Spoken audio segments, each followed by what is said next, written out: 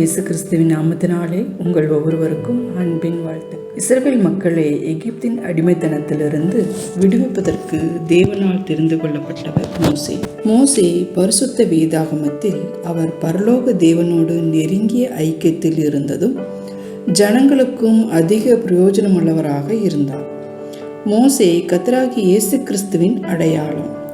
மோசே ஒரு தீர்க்கதரிசியாகவும் இரட்சகராகவும் நியாயப்பிரமாணத்தை கொடுத்தவராகவும் மத்தியஸ்தராகவும் இருந்தார். மோசே ஒரு லேவியன். மோசேயின் பெற்றோர் லேவி கோத்திரத்தை சார்ந்தவர்கள். யாக்கோபு தன்னுடைய குமாரர்களை ஆசீர்வதிக்கும் போது லேவிக்கு மேன்மையான ஆசீர்வாதம் எதையும் சொல்லவில்லை. யாக்கோபு லேவி கோத்திரத்தை ஆசீர்வதிக்கவில்லை. ஆனாலும் மோசே லேவி கோத்திரத்தில் பிறந்திருக்கிறார். மோசே கிறிஸ்துவுக்கு அடையாளமாய் இருக்கிறார். கிறிஸ்துவானவர் பாவமான மாம்ச சாயலிலே இந்த உலகத்துக்கு வந்தார். அவர் நமக்காக சாபமானார். லேவி கோத்திரம் சபிக்கப்பட்ட கோத்திரமாக இருந்தாலும் மோசே அந்த கோத்திரத்தில் பிறந்த பின்பு கர்த்தர் லேவி கோத்திரத்தை ஆசீர்வதிக்கிறார். கர்த்தருக்கு மிகவும் விசேஷித்த ஜனமாய் இருக்கிறார்கள். லேவி கோத்திரத்திலிருந்து ஆசாரியர்கள் வருகிறார்கள். மோசே ஆபிரகாமிலிருந்து 7வது சந்ததியில் வருகிறார். மோசே பிறக்கும் போதே தேவனுடைய வார்த்தை பெற்றோருக்கு கிடைக்கிறது. மோசே அழகுள்ளவராய் இருக்கிறார் என்று அவர் மேல் பிரியமாய் இருந்தார்கள்.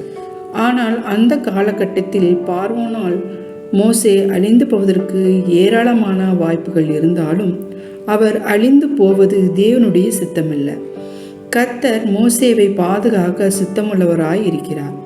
கர்த்தருடைய தெய்வீக சித்தத்தின் பிரகாரம் மோசேயின் பெற்றோர் அவரை பாதுகாப்பதற்காக 3 மாதம் ஒளித்து வைக்கிறார்கள்.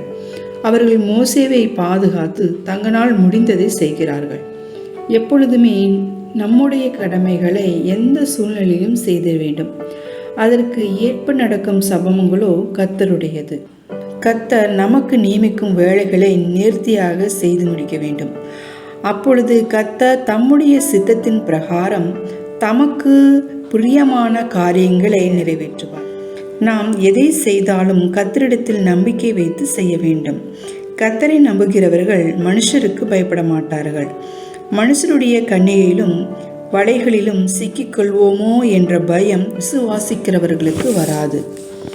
மோசேயின் பெற்றோர்கள் தேவனை விசுவாசத்தபடினால் ராஜாக்களின் ஆணைகளுக்கு பயப்படவில்லை.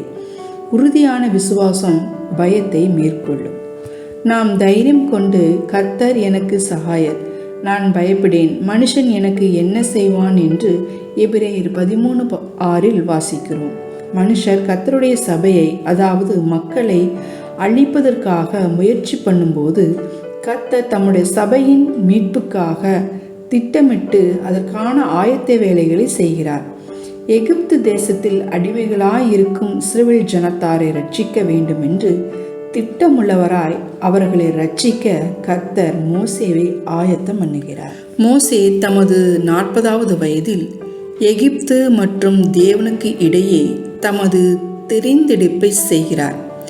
எகிப்தை தெரிந்தெடுப்பதென்றால் உலக பிரகாரமான வல்லமை, செல்வம் மற்றும் சந்தோஷம் ஆகியவற்றை தேர்ந்தெடுக்கலாம். தேவனை தேர்ந்தெடுப்பது என்பது எல்லாவற்றையும் விட்டு எகிப்தில் அப்பொழுது அடிமைகளாயிருந்த தேவனுடைய ஜனங்களுடன் சேர்ந்து துன்பத்தை அனுபவிப்பதாகும். மோசே தேவனை தெரிந்து கொண்டு மற்ற எல்லாரையும் விட்டுவிட்டு அவருக்கு தேவன் மேல் விசுவாசம் இருந்ததினால் எல்லாவற்றையும் விட்டுவிட்டார். விசுவாசம் காரியங்களை சரியாக மதிப்பீடு செய்வதற்கு மனிதர்களுக்கு உதவுகிறது. தேவனுடைய காணப்படாத எதிர்கால காரியங்களை இந்த உலகம் தரக்கூடிய எல்லாவற்றை பார்க்கிலும் மிகவும் விலையேற பெற்றது என விசுவாசம் உறுதியாக நம்புகிறது. விசுவாசத்திற்கும் கைவிடுதலுக்கும் உள்ள தொடர்பை மோசே இதன் மூலம் நமக்கு விளக்குகிறார். உண்மையான விசுவாசம் கிறிஸ்துவுக்காக எல்லாவற்றையும் விட்டுவிட எப்பொழுதும் தயாராக இருக்கும்.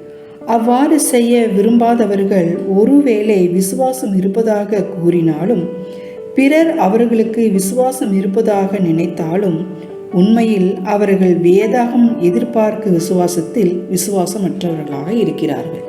பிரியமானவர்களே, மோசேவின் பெற்றோரும் மோசேவும் விசுவாசத்தினாலே ராஜாவின் கட்டளைக்கு பயப்படாமல் பிள்ளையை பாதுகாத்து வைத்தனர். மோசேவும் வளர்ந்து பெரியவனாகி பார்வோன் குமார்த்தியின் மகன் என்று சொல்லப்படுவதை வெறுத்து விசுவாசத்தினாலே தேவனுடைய ஜனங்களோடு இருப்பதை தெரிந்து கொண்டார். லூக்கா 14:33 சொல்லுகிறது, ஆண்டவராகிய இயேசு கிறிஸ்து உங்களில் எவனாகிலும் தனக்கு உண்டானவைகளை எல்லாம் வெறுத்து விடாவிட்டால் அவன் எனக்கு சீஷனாக இருக்க மாட்டான் என்று. மேலும் மோசேவின் பெற்றோர் விசுவாசத்தினாலே காணப்படுகிறவைகளை அல்ல காணப்படாதவைகளையே நோக்கியிருந்தனர். மோசேவும் மாபெரும் மனிதனாக இஸ்ரவேல் ஜனத்தை எகிப்திலிருந்து மீட்கும் இரட்சகராக நியாயப்பிரமாணத்தை கொடுத்தவராக தேவன் பயன்படுத்தி உயர்த்தினார். நாம் பிள்ளைகளை வளர்ப்பதிலும் பிள்ளை குறித்தான தேவனுடைய திட்டத்தை அறிந்தவர்களாய் தேவனை விசுவாசித்து எல்லா தப்பிதங்களுக்கும் விலக்கி பாதுகாத்து வளர்க்க வேண்டும். பிள்ளைகளின் வாலிப காலத்தில் தங்களுக்கான எதிர்கால வாழ்க்கையின் முடிவுகளை தேவனை விசுவாசித்து சார்ந்து வாழ முடிவெடுக்க பிள்ளைகளுக்கு போதித்து நடத்த வேண்டும். நீதிமொழிகள் 22:6 வாசிக்கிறோம், பிள்ளையானவன் நடக்க வேண்டிய வழியிலே அவனை நடத்து, அவன் முதிர் வயதிலும் அதை விடாதிருப்பான் என்று. கர்த்தர் தாமே நம்மை ஆசீர்வதிப்பாராக.